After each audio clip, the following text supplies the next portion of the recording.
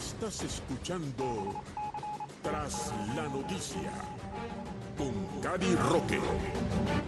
Así es, amigos, bienvenidos a otro programa aquí de Tras la Noticia por Radio y Televisión Martí. Tras la Noticia con Cari Roque por Radio y Televisión Martí. Estamos ya en nuestra segunda parte de este programa y para eso vamos ahora a analizar lo que ha ocurrido en este continente americano y alrededor del mundo durante esta semana, y para eso tenemos con nosotros a un analista político, un experto en temas internacionales y de esta región.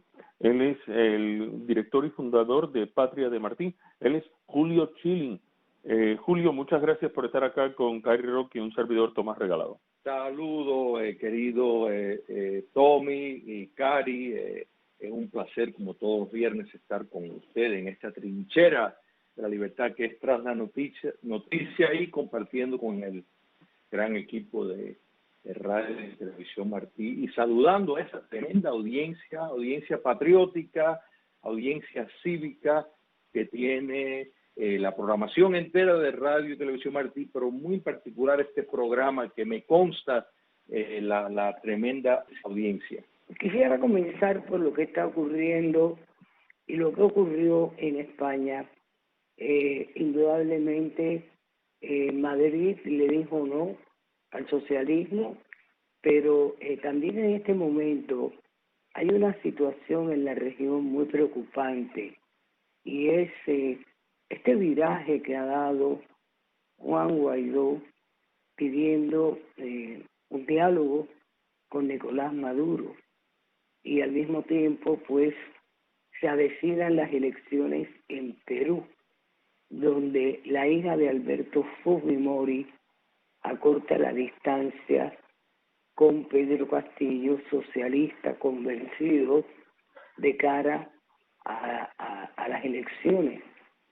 Quisiera más o menos que me dieras tu criterio de hasta dónde ha girado la región hacia la derecha, hacia dónde puede girar hacia la izquierda en este momento, y sobre todo el golpe que le dio Madrid al socialismo de Podemos. Con muchísimo gusto. En la mitología, todos recordamos que Sansón tenía esa melena que le daba la fuerza, entonces hemos visto cómo el comunista Pablo Iglesias de Podemos pues se autocortó la melena. Yo pienso que para ver si haciendo así le da más potencia, porque la realidad es que fue una derrota aplastante la que sufrió la izquierda radical en España. Te comento algo, se cortó la coleta, pero se cortó la coleta y ha ido para justamente Perú. En este momento se encuentra en Perú, lo cual es preocupante. Continúa, Julio. Bueno, yo creo que el señor Castillo en Perú es el que debía estar preocupado, porque aparentemente Iglesias tiene una mala onda con él, que solo se pudiera beneficiar la libertad y Keiko Fujimori, que de hecho las encuestas están subiendo a su favor. Pero mira, lo de España es fundamental. Es fundamental porque, de nuevo, la Comunidad de Madrid no es una comunidad, por no decir por provincia, o sea, en el equivalente de muchos otros países. O sea, no es una comunidad más, es la más importante. Agrupa prácticamente el 38% de los escaños de los diputados, y la derrota no fue para la izquierda, no fue una pequeña derrota, no fue una derrota donde solamente perdieron un pequeño por ciento o un declive. No, fue aplastante y al punto que se está lanzando dentro del Partido Popular una figura que ha presentado ciertos cuestionamientos de la política anterior practicada por el mismo Partido Popular, quiere decir que estamos viendo un cambio paradigmático dentro de ese mismo partido hacia la derecha. O sea, cuando digo hacia la derecha me refiero hacia el turismo, hacia los derechos del individuo, hacia la libertad, hacia la protección del un Estado de Derecho, y contrario a la política estatista y centralizada que ha estado llevando el gobierno de Sánchez cuando gobernaba con Podemos. Entonces, es sumamente importante porque estamos ligados a España. España la tenemos en la sangre, en la esencia, y esto realmente ha sido un... No, y la tenemos en Cuba con las inversiones españolas. Exactamente, exactamente. Y efectivamente. Y esto, o sea, sirve porque los movimientos políticos tienden a tener un efecto de contagio siempre. Y la realidad es que la conexión de la colonia cubana en Venezuela con el movimiento Podemos está bien clara y bien establecida, igual que con la figura de Rodríguez Zapatero. Entonces, de pronto, cuando surge algo así, no solo gana España, gana América Latina, gana Cuba, gana Venezuela, gana Nicaragua, gana Bolivia, porque quiere decir que un socio importante perdió una pieza grande, perdió influencia y perdió un personaje que ha tenido mucho que ver con la subversión en el continente. Ha sido un apologista abierto de lo peor que ocurre en América Latina. Así que esto lo tenemos que celebrar y celebrar en grande. Y cuando vemos, mira, en esto hay una realidad. No hay dos realidades, hay una realidad que cuando se le da lecturas fallidas y se adoptan políticas mezquinas, se va hacia la derrota. Y porque el enemigo tiene una naturaleza definida. Y cuando el enemigo me refiero al comunismo, el comunismo mutado, con su nuevo rostro, su nueva metodología y su nuevo medio de operar y la imagen que quiere proyectar. Entonces, si vemos en Perú que Keiko Fujimori está en un ascenso, que los peruanos están haciendo la concienciación necesaria para no perder el sistema democrático que tiene, eso es una señal muy buena y es evidencia de que se están moviendo esas fuerzas de influencia para alertar al pueblo peruano. Y por otro lado, entonces, cuando vemos a Juan Guaidó pedir un diálogo con el verdugo, es no entender la naturaleza del enemigo, es prestarse a un juego político que es parte del mecanismo de mantenerse en el poder del modelo dictatorial, muy específicamente que sale del Foro de Sao Paulo. Porque si bien es cierto que la coexistencia, la teoría de la coexistencia es un invento marxista-leninista, el propio Lenin pues recurría a ella cuando era necesario para poder volver a alcanzar espacio cuando estaban en dificultades. Lo vimos en la década de los 70 con el détente, la distensión, que lo único que trajo fue promover un apogeo del comunismo internacional cuando los Estados Unidos y las democracias bajan la guardia. Entonces, el modelo dictatorial que surge del Foro de Sao Paulo ya contempla la existencia de una oposición, pero una oposición donde las reglas del juego están formulada de una manera de la cual no puede competir o impactar un cambio en el poder político. Eso es imposible. Sí, pueden existir, tienen un espacio, pero ese espacio está controlado y distanciado de las posibilidades de poder producir un cambio.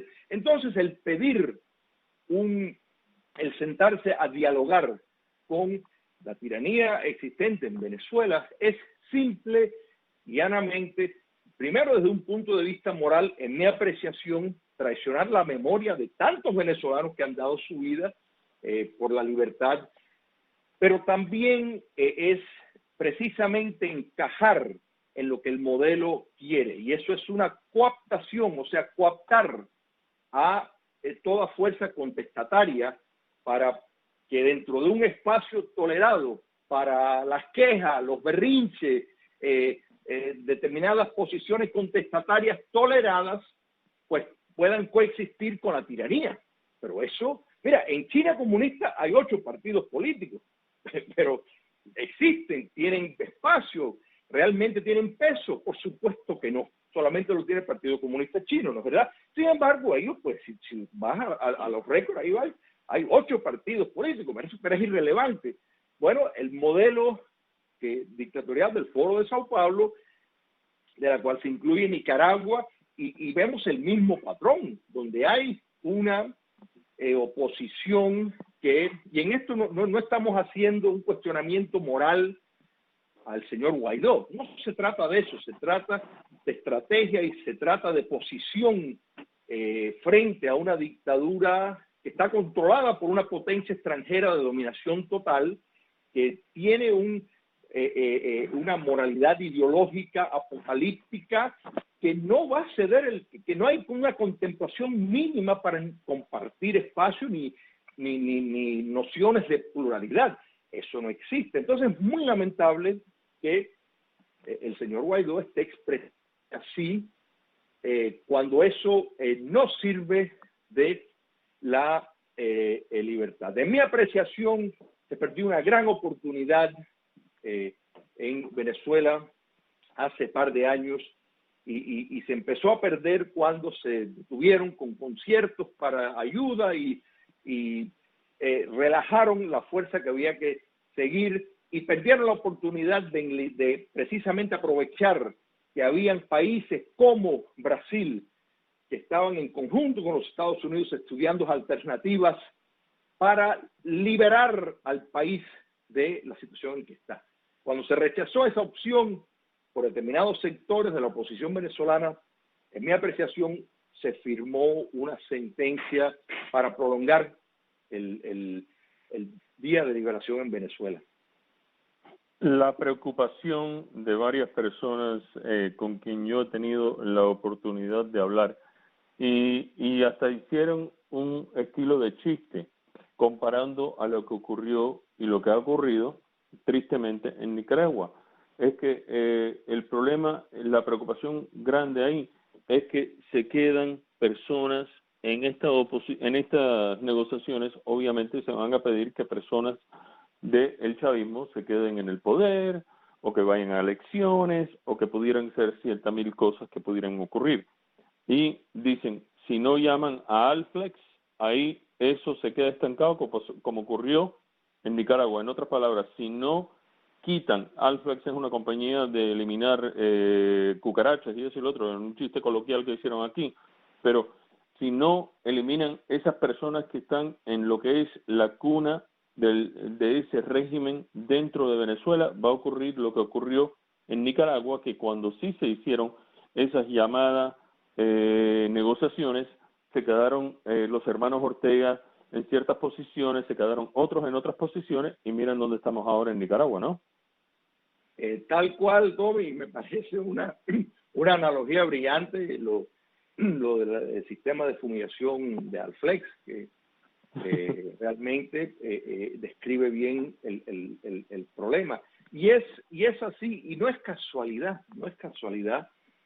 que el patrón que estamos viendo en Nicaragua, pues coincide con el patrón que quiere establecer, o sea, que siempre ha buscado mantener la dictadura en Venezuela, porque hay que tener en cuenta que primero controlan quién cuentan los votos.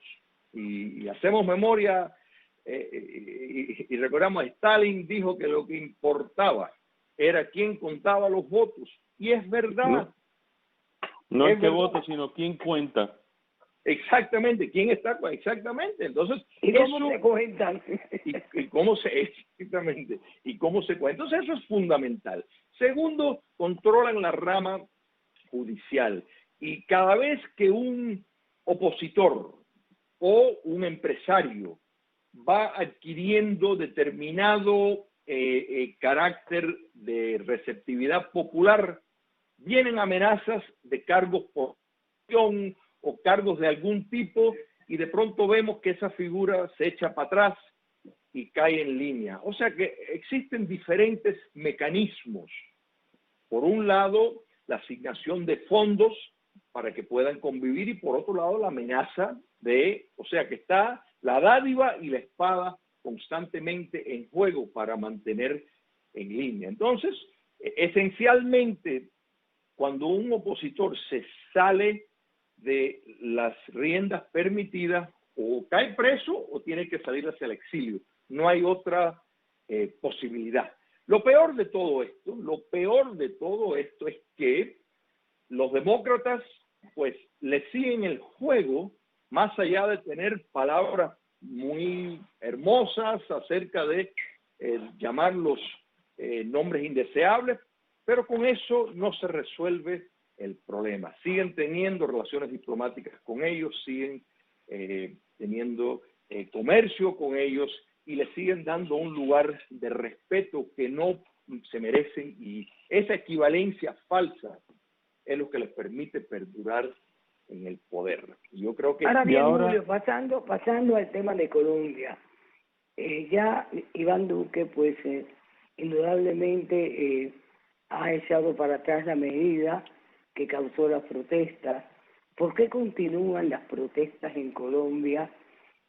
¿Por qué indudablemente están todos los días? Ahora han anunciado un paro nacional y hasta amenazan el evento de la Copa América en Colombia, y al mismo tiempo, al cabo de 2 años y después de dejarlo fugar, la Corte ha aprobado la extradición de Santrich, ni más ni menos que un siniestro personaje que conformó el diálogo de paz que llevó adelante Juan Manuel Santos con la guerrilla.